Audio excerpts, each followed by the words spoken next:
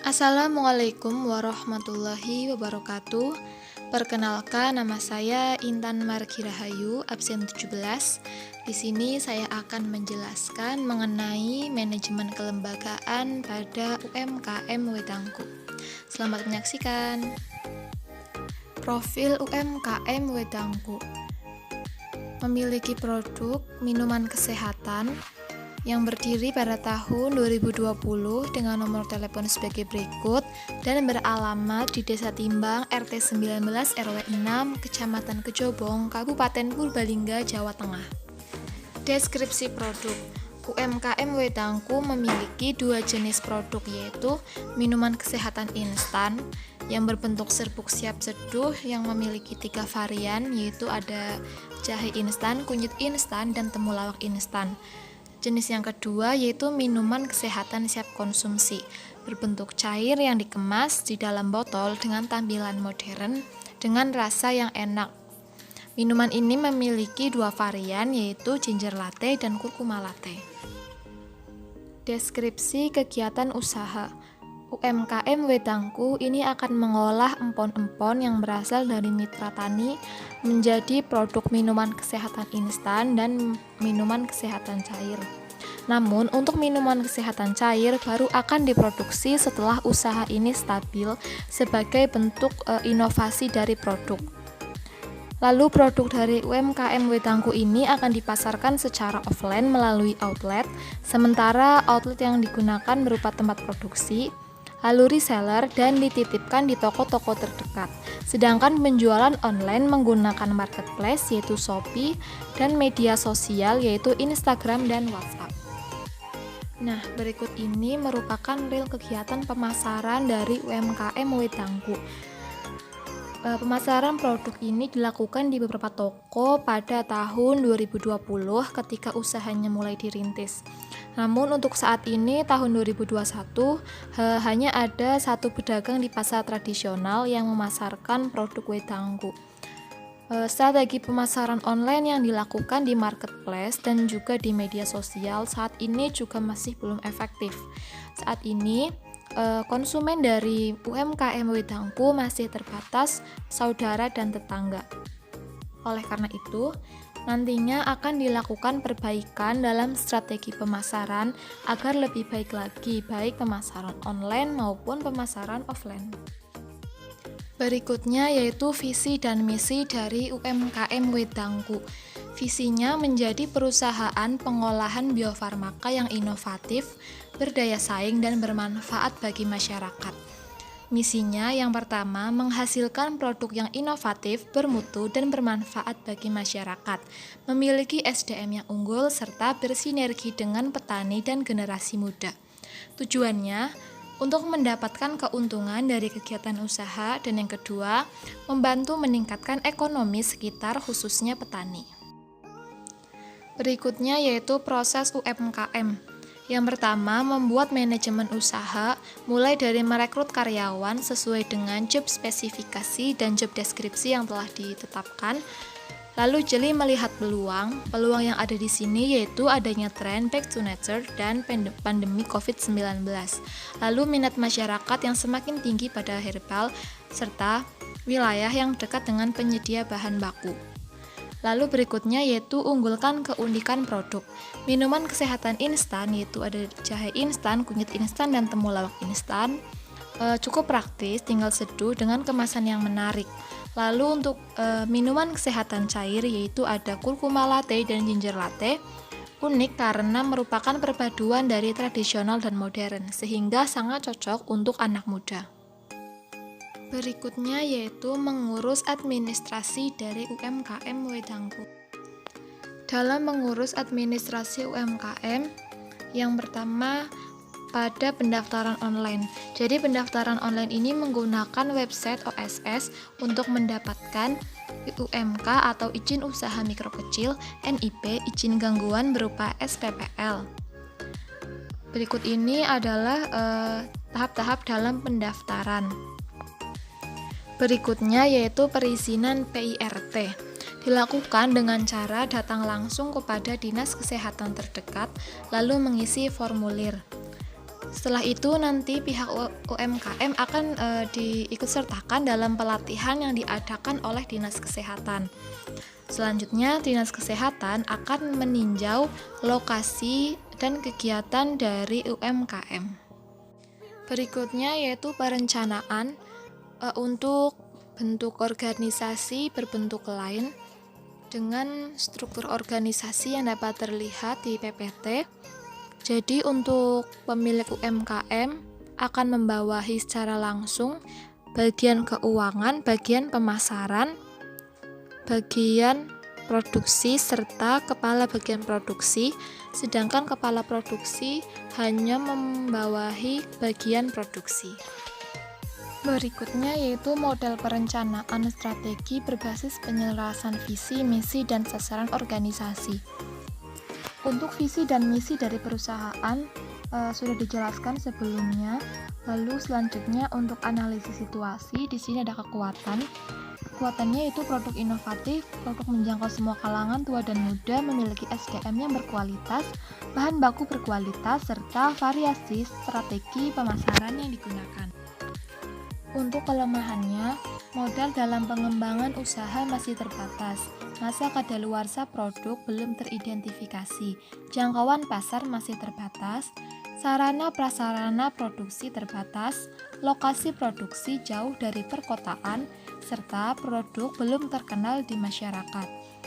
Adapun ancamannya, fluktuasi harga bahan baku, banyaknya produk inovatif sejenis di pasar online, perang harga di pasar online, adanya anggapan produk herbal identik dengan rasa pahit dan sebagainya, serta masyarakat belum terbiasa rutin mengonsumsi minuman kesehatan, jamu, atau sejenisnya.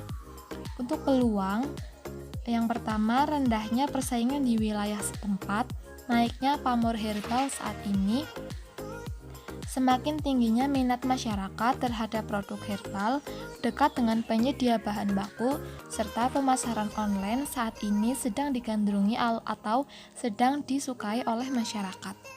Berikutnya, perumusan sasaran. Sasaran pada usaha ini adalah pembuatan minuman kesehatan yang bermutu, kekinian, serta dapat menjangkau semua kalangan, baik muda atau tua. Berikutnya adalah penyusunan program kemitraan dengan petani atau masyarakat sekitar dalam pemenuhan bahan baku yang dilakukan dengan manajemen SDM yang baik. Produksi dilakukan berdasarkan GMP, promosi dan pemasaran produk dilakukan secara langsung dan online. Lalu untuk evaluasi, berdasarkan program tersebut maka telah sesuai dengan visi dan misi dari perusahaan atau UMKM Wedangku. Pelaksanaan terdiri dari proses pendirian UMKM seperti yang sebelumnya telah dijelaskan melalui aplikasi OSS, lalu program usaha seperti manajemen SDM yang baik, bermitra dengan petani atau masyarakat, melakukan produksi sesuai dengan GMP, serta promosi dan pemasaran dilakukan secara langsung dan juga secara online. Berikutnya yaitu pengawasan. Dilakukan dengan 3 tipe pengawasan. Yang pertama, pengawasan pendahuluan meliputi pengawasan terhadap sumber daya manusia. Pengawasan ini dilakukan apakah pekerja sudah benar-benar telah menguasai job deskripsi dengan baik. Lalu pengawasan pendahuluan terhadap modal agar kegiatan usaha yang dijalankan nantinya benar-benar efektif sesuai dengan perencanaan. Lalu pengawasan pendahuluan terhadap bahan-bahan yang digunakan. Lalu pengawasan kontrol terhadap semua bahan-bahan yang digunakan ini apakah sesuai dengan standar. Lalu pengawasan pendahuluan terhadap sumber daya finansial. Pengawasan pada sumber daya finansial untuk persiapan pembukuan. Berikutnya adalah pengawasan konkuren. Pengawasan ini dilakukan dengan mengawasi kerja dari karyawan ketika sedang melakukan tugasnya sehingga dapat diketahui kesesuaiannya dengan perencanaan. Pengawasan ini dilakukan dengan inspeksi teratur dan langsung. Lalu pengawasan umpan balik. melakukan pengawasan terhadap hasil yang telah dilakukan dengan perencanaan apakah sesuai atau terjadi penyimpangan. Pengawasan ini dilakukan dengan metode non-kuantitatif, yaitu laporan lisan dan tertulis, serta metode kuantitatif melalui laporan pembukuan dan juga keuangan. Berikutnya adalah penganggaran. Penganggaran ini dilakukan per bulan. Untuk jenis yang pertama yaitu penganggaran tenaga kerja. Di sini ada tenaga kerja langsung, yaitu staf produksi berjumlah 5 orang dengan gaji per bulan 2 juta, sehingga total gaji per bulan ada 10 juta. Lalu untuk tenaga kerja tidak langsung, di sini ada kepala bagian produksi, staf pemasaran berjumlah 2 orang, serta staf keuangan 1 orang. Dengan total gaji per bulan yaitu Rp8.600.000. Berikutnya yaitu anggaran penjualan. Untuk anggaran penjualan, tiap macam produk dari minuman kesehatan instan berjumlah 75 pieces. Dengan harga temulawak instan 7.500, kunyit instan 7.500, dan jahe instan 11.000. Sehingga untuk penjualan per hari Rp1.950.000. Sedangkan untuk penjualan per bulan yaitu Rp46.800.000. Berikutnya untuk anggaran produksi. Anggaran produksi ini terdiri dari biaya bahan baku, lalu ada biaya tenaga kerja, yaitu tenaga kerja yang langsung melakukan kegiatan produksi, lalu ada biaya overhead produksi yang terdiri dari gaji kepala produksi, gas, listrik, label, penyusutan, dan standing pouch. Sehingga untuk total biaya produksi per hari yaitu Rp1.209.433, dan untuk total per bulannya yaitu ada Rp29.026.392. Lalu untuk anggaran bahan baku yang digunakan yaitu ada jahe, temulawak, kunyit, gula pasir, dan gula merah. Lalu untuk jumlah dari bahan baku yang digunakan ini sudah disesuaikan dengan target produksi dari minuman kesehatan instan, sehingga diperoleh total biaya bahan baku per hari Rp443.250, sehingga total per bulannya yaitu Rp10.638.000. Berikutnya yaitu anggaran biaya overhead pabrik yang terdiri dari gaji kepala bidang produksi, lalu ada gas, listrik, label, penyusutan, dalam hal ini adalah penyusutan biaya peralatan, lalu ada juga standing pouch. Sehingga untuk total biaya anggaran overhead pabrik per bulannya yaitu Rp8.388.672. Anggaran biaya variabel. Anggaran ini terdiri dari biaya bahan baku seperti jahe, temulawak, kunyit, gula pasir, dan gula merah. Lalu untuk biaya tenaga kerja yaitu staf produksi, di sini ada 5 orang. Lalu terdiri dari biaya overhead pabrik. Biaya ini terdiri dari gaji untuk kepala bidang produksi, untuk gas, untuk listrik, untuk label, dan standing pouch. Sehingga jumlah dari total variabel per harinya yaitu Rp1.163.915. Sedangkan untuk per bulannya yaitu Rp27.933.960. Anggaran beban operasional terdiri dari kepala bagian produksi untuk 1 orang, staf pemasaran 2 orang, dan staf keuangan 1 orang. Sehingga untuk total biaya tenaga kerja tidak langsung atau per bulannya yaitu Rp8.600.000. Anggaran laba rugi. Anggaran laba rugi ini terdiri dari penerimaan dikurangi pengeluaran dan beban. Untuk penerimaan yaitu untuk penjualan produk temulawak instan, kunyit instan, dan jahe instan, sehingga penerimaan per bulannya Rp46.800.000. Lalu dikurangi pengeluaran. Di sini ada pengeluaran biaya tetap dan biaya variabel dengan total per bulannya yaitu Rp29.026.627. Lalu dikurangi beban.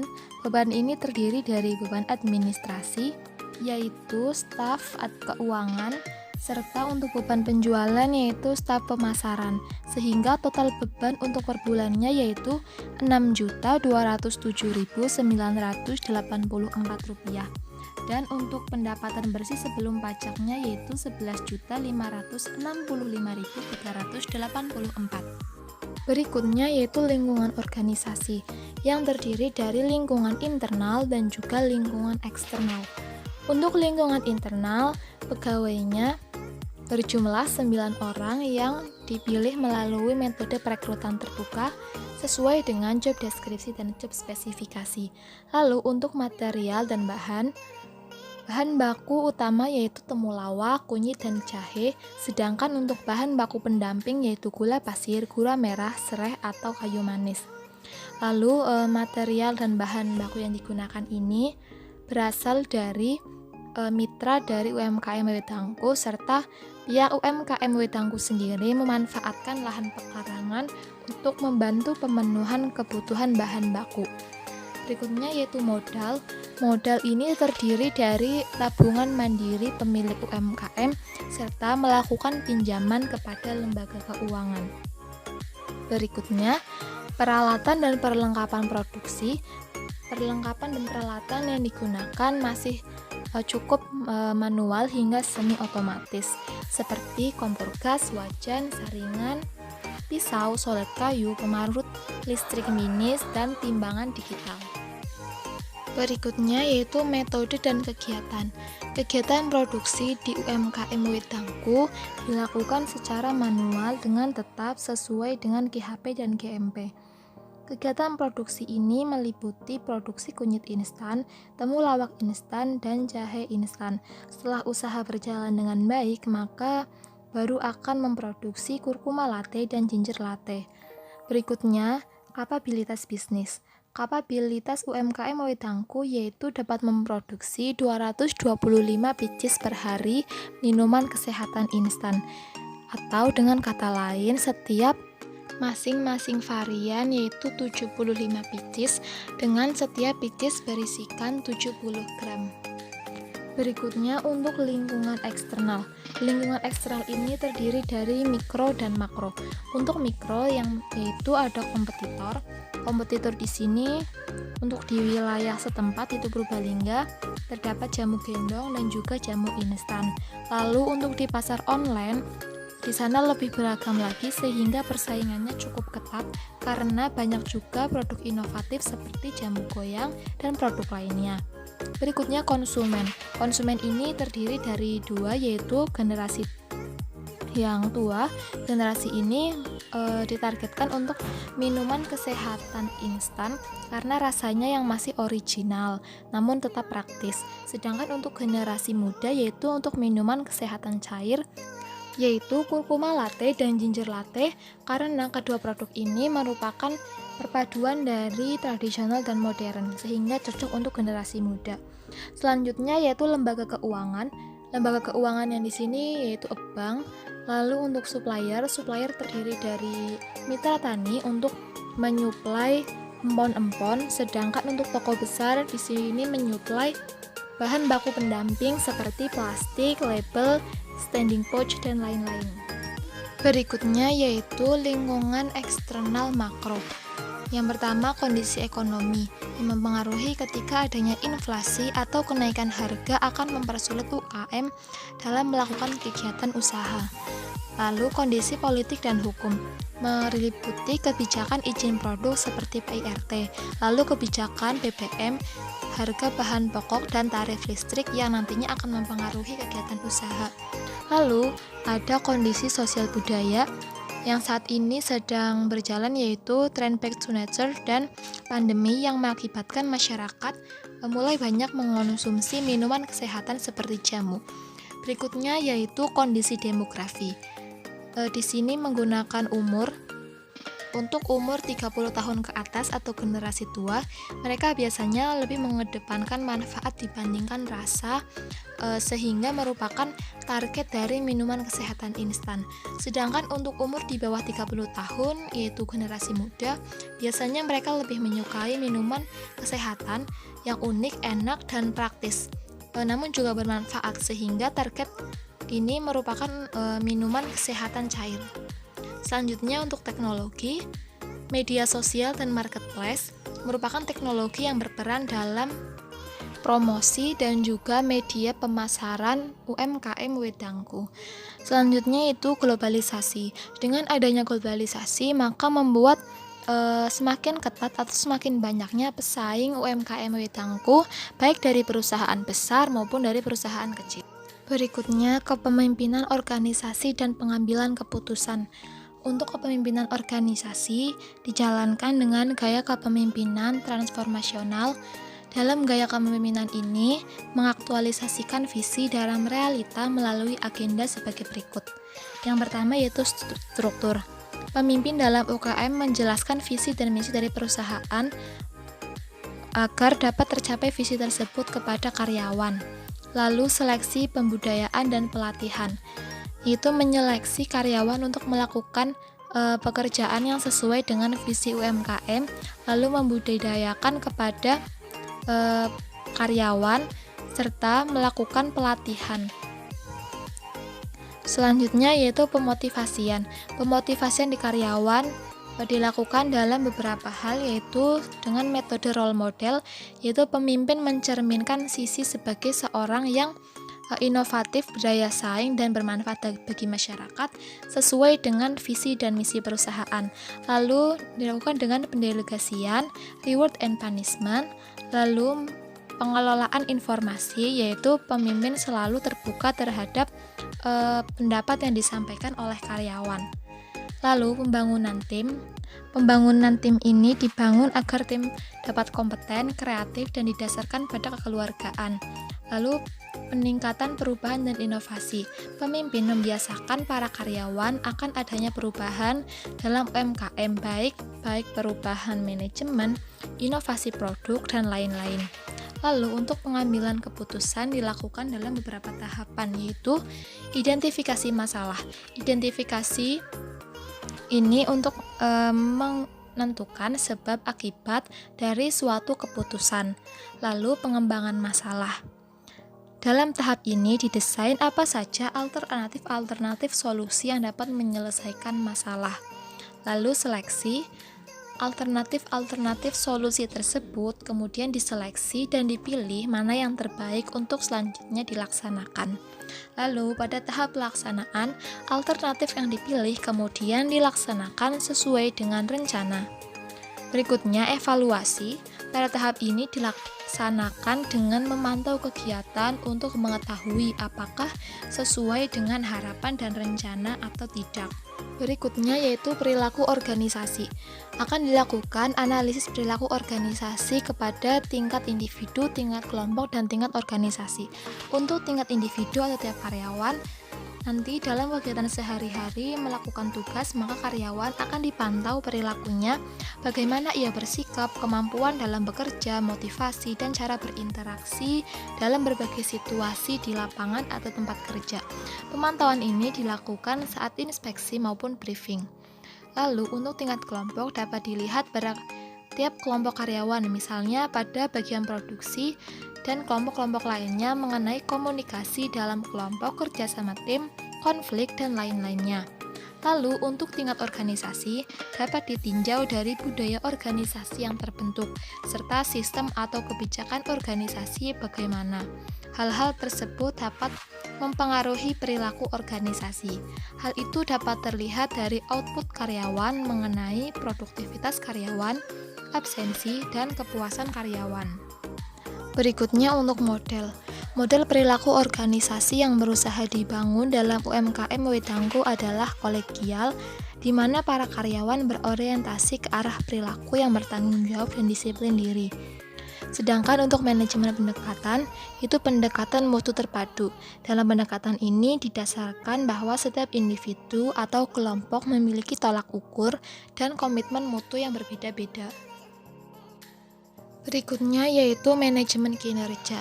Sistem manajemen kinerja yang digunakan dalam UMKM Wedangku yaitu berdasarkan balance scorecard dan melihat dari 4 perspektif yaitu kinerja keuangan, kepuasan pelanggan, proses bisnis internal, serta pertumbuhan dan pembelajaran. Dalam menyusun ini dilakukan juga perancangan kriteria sukses faktor dan key performance indikator. Lalu dalam indikator kinerja ini yang digunakan didasarkan pada pengukuran kinerja hasil yang merupakan indikator yang menunjukkan hasil akhir dari sebuah tindakan. Lalu pengukuran kinerja proses yaitu indikator yang mengukur kerja suatu proses atau tindakan yang mengukur kinerja kerja.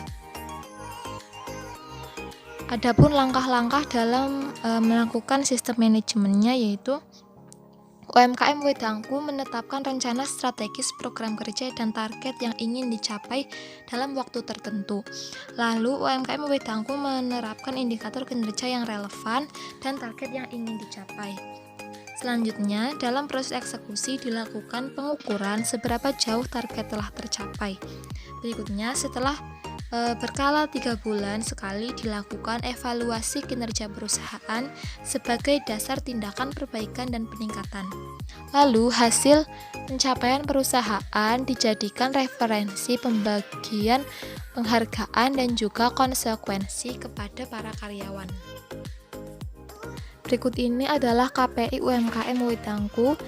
Di sini sudah terdapat 2 perspektif yaitu keuangan dan kepuasan pelanggan dengan masing-masing sasaran yang akan dicapai, lalu kode dan bobot dari masing-masing KPI, lalu ada KPI dan juga target yang akan dicapai. Selanjutnya untuk perspektif proses bisnis internal dan juga penumbuhan dan pembelajaran. Di sini juga sudah ada sasaran, kode, lalu ada bobotnya, lalu indikator KPI-nya dan juga target yang harus dicapai dalam skala 3 bulan. Nah, berikut ini merupakan batasan untuk menilai tercapainya target KPI. Jadi setelah dilakukan analisis menggunakan tabel KPI dan diolah datanya diperoleh juga untuk persen tercapainya target. Nanti bisa dibandingkan dalam gambar berikut ini. Apabila targetnya 10% lebih besar yaitu 110%, maka tandanya itu hijau dengan keterangan favorably extending target dan seterusnya.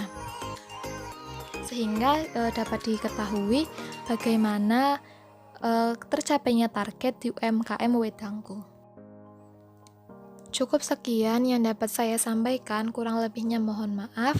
Terima kasih. Wassalamualaikum warahmatullahi wabarakatuh.